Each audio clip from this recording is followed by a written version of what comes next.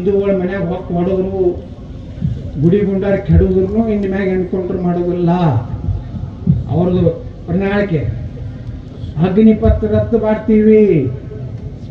ಇವತ್ತು ನರೇಂದ್ರ ಮೋದಿ ಅವರು ಅಗ್ನಿಪತ್ ತೊಗೊಂಡು ಬಂದಾರ. ಎಲ್ಲ ಹಳ್ಳಿಯಾಗಿ ನೀವು ಯುವಕರಿಗೆ ಎಷ್ಟು 4 ವರ್ಷ ಏನ್ರಿ 4 ವರ್ಷ ನೀವು ಮಿಲಿಟರಿ ಒಳಗ ಮುಂದುವರಿದ್ರೆ ಮುಂದುವರಿಬಹುದು.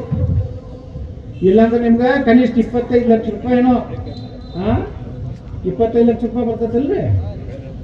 ಏನೋ ದೇಶದ ಸಲುವಾಗಿ ಹುತಾತ್ಮ ಆದ್ರೆ 50 ಲಕ್ಷ ರೂಪಾಯಿನೂ ಕೊಡ್ತಾರೆ.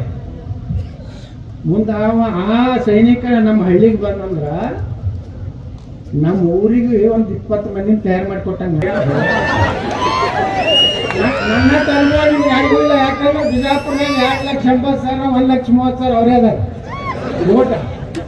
ನಮ್ಮವ್ರು 1,60,000 ಅದಾರ. ನಾ ಹೆಂಗೆ ಆರಿಸಿ ಬರ್ತಿರ್ಬೇಕು? ನಮ್ಮ ಮಹೇಶ್ ಕುಂಕಳ ಹೇಳ್ತಿದ್ರು ಕಿವ್ಯಾಗ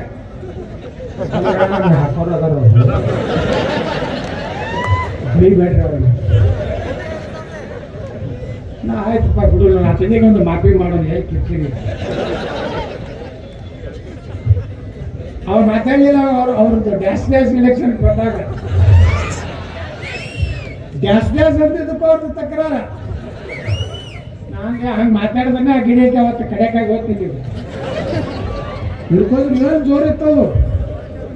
ಹೊಟ್ಟ ಕುದುರೆ ಏನು ಏರನವ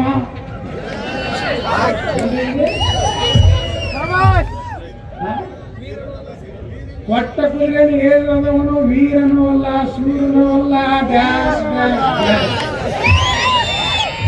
ನಾ ಹೇಳ್ದೆ ಹೌದು, ನಮ್ಮ ವಯಸ್ಸು ಕುಂಟ್ರೆ ಸಂಭಾಯ್ತು ಬೆಳೆಸ ಗೊತ್ತೈತಿ. ನಾ ಹೆಂಗೆ ತಂದಿನಿ 1,000 ಕೋಟಿ ರೂಪಾಯಿ ನನ್ನ ಮತಕ್ಷೇತ್ರಕ್ಕ. ನೀ ಹೆಂಗೆ ತಂದಿ ನಾವು ಗುರ್ತೈತ್ರಿ ಅಕ್ಕವ್ರ ಗ್ಯಾಸ್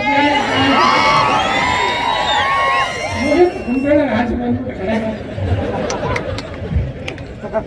ಹಿಂದಿನ ದಿವಸ ಬಂದು ಹೇಳಿದ್ರು ಏನು ಹೊಲಕ್ಕೆ ಹೋಗ್ಬೇಕಾಗತ್ತೆ. ಮರುದಿವ್ಸ ಮುಂಜಾನೆ ಅವ್ರ ಮನೆ ಮುಂದೆ ಅಲ್ಲಿ ಈ ಕಡೆ ರೆಡ್ಡಿ ಎಲ್ಲ ಹೋಗಿದ್ದೆ ನಾನು. ಮುಂಜಾನೆ ಹಿಂಗೆ ಬರ್ಲಾಕತ್ತಿದ್ದೆ. ಅವ್ರು ಹೊರ ಬಂದಿಟ್ಟಿದ್ರು.